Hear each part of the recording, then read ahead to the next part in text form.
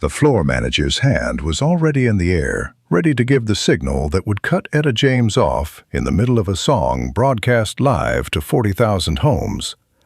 And what he did with that hand instead is the reason a Chicago television engineer spent the rest of his career telling the story to anyone who'd sit still for it. WCHI-TV, Studio B, downtown Chicago, Thursday, September 13th, 1962. 9:47 p.m., 8 minutes to air's hard end. Walter Higgins was 23 years old, 11 weeks into the job, and he had exactly one responsibility that night: keep the show on schedule. He stood at the edge of Camera 3's blind spot with a clipboard sweating in his fist, a headset clamped so tight it left a red line behind his ear, and a promise to his fiancée that this paycheck was the one that would finally cover a ring. Etta James was 3 bars into "Something's Got a Hold on Me." The producer's voice came through Walter's headset, flat and fast. 90 seconds. Get her to the button and rap. Walter lifted 2 fingers toward the stage, the signal every performer on that program had been drilled to watch for. Etta's eyes found his hand. She didn't slow down. That's when it started. 11 weeks earlier, Walter Higgins had been running film reels in a basement editing room, the kind of job nobody photographed for a resume. The floor manager position opened when the previous man quit mid-broadcast, cursing at a sponsor's timing card, and the station manager, a clipped, nervous man named Ted Corrigan, handed the headset to whoever was standing closest. That was Walter. He had never worked live television before.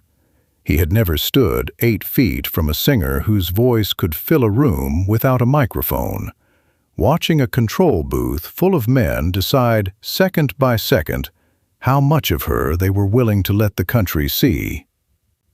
The rules were simple, and Walter had memorized every one of them the first night. The show ran 58 minutes. Commercial breaks were sacred, and when the floor manager raised 2 fingers, the act ended, mid-word if it had to. "The clock doesn't care who's singing," Corrigan told him on his first day. "You care about the clock. That's the whole job." Etta James had been booked for 1 song, 4 minutes, sandwiched between a furniture commercial and the sign-off. She'd arrived at the studio in a plain green dress, no entourage, carrying her own sheet music because the last 3 stations had lost it. She shook Walter's hand backstage. "You're new," she said. It wasn't a question. 11 weeks, Walter said. "Then you and me both green tonight," she said, and laughed, and walked toward the soundstage like she'd built it herself. Walter had taken the job because his father worked the line at a stamping plant on the West Side, and had told him, more than once, that television was the only trade in Chicago where a young man could rise fast if he kept his mouth shut and did what he was told. Walter believed it. He'd proposed to a school teacher named Rosemary 3 months earlier with a promise, not a ring. The ring was coming once he'd banked enough weeks at the station to afford one that wouldn't embarrass either of them. He thought about that ring during every commercial break. He was thinking about it that Thursday night, too. The band kicked in at 9:44. 3 cameras, 4 stagehands, 1 sponsor's representative watching from the booth window with his arms crossed. Etta took the first verse low, almost lazy, and Walter watched the studio audience, 40 folding chairs, mostly older couples who'd won tickets through a radio contest, lean forward as one body. By the second verse, she'd left the microphone stand behind. She walked the front of the stage the way she walked every stage, chin up, daring the room to look away. Walter had watched a dozen acts cross that stage in 11 weeks. Jugglers, a barbershop quartet, a magician who dropped his rings twice. None of them had made the studio go quiet like this. The cameramen, who normally chatted low into their own headsets between shots, had gone silent on the line. Even the sponsor's representative had uncrossed his arms. At 9:46, the producer's voice cracked through Walter's headset. "She's running long. Give her the wrap at 47. Walter checked his watch. The show still had 8 minutes of airtime left before the hard sign-off. But the sponsor's furniture spot needed to run at full length, no exceptions. Corrigan had said it twice in the production meeting. Cut the song short if you have to. Never cut the commercial. "Copy," Walter said into the headset, and hated the word as it left his mouth. He raised 2 fingers at 9:47. Etta looked directly at him. She kept singing. "She's not stopping," the producer said, and it wasn't a question either. "Higgins, cue card, now!" Walter held up the card. "Closing in 30 seconds, block letters." The card every performer on that stage had obeyed, without exception, for 2 years running.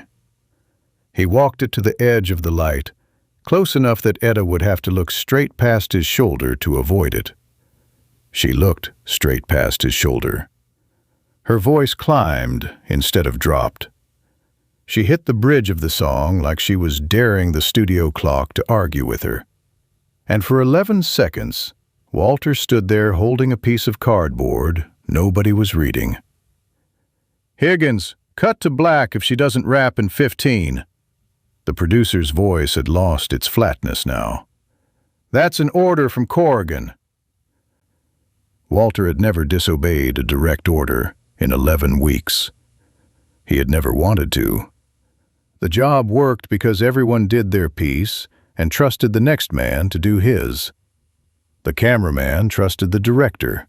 The director trusted the producer. The producer trusted Corrigan. And Corrigan trusted the clock on the wall. Walter's whole value to the station, as far as he understood it, was that he could be trusted the same way. 15 seconds. Walter's thumb hovered over the cue that would kill the stage lights and send the broadcast to a hard black screen mid-performance. Something that had happened exactly once before at WCHI-TV during a power failure, never on purpose. He looked at the audience. Nobody was checking a watch. An older woman in the second row had both hands pressed against her mouth. A man beside her had gone still in a way Walter had not seen a person go still before. 10 seconds. 5. Walter's thumb did not move. That's when it happened. Not the song ending, the opposite. Walter turned his back on the control booth, planted himself at the edge of camera 3's frame, and lifted both hands toward the crew instead of the stage. Not the rap signal. The other one. The one that meant hold. Hold everything. Let it run. In the booth, the sponsor's representative was on his feet. Corrigan's voice came through every headset in the building at once, no longer bothering with television calm. "Higgins, you do not have the authority." "She's got 40 seconds left in the song," Walter said back, not knowing if anyone but the booth could hear him, not caring. "Let her finish it." The commercial break did not run on schedule.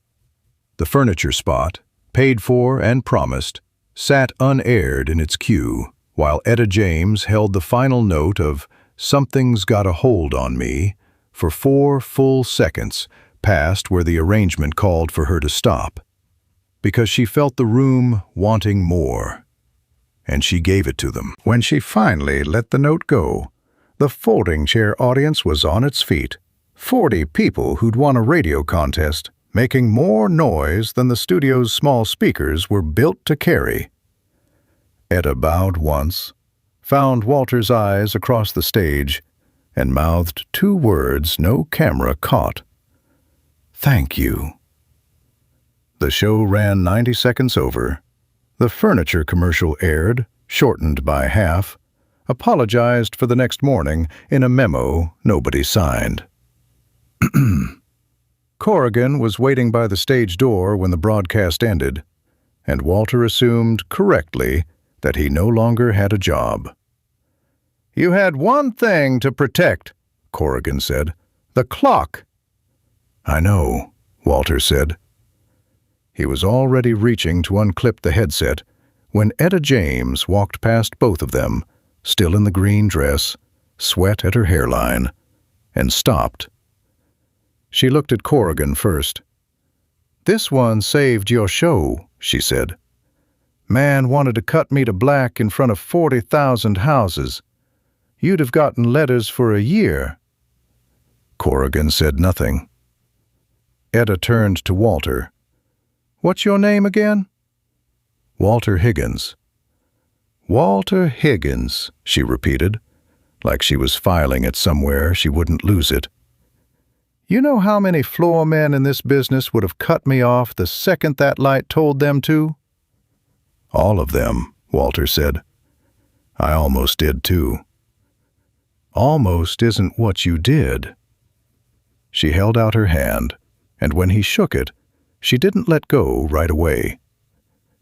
"You let the song be a song instead of a clock.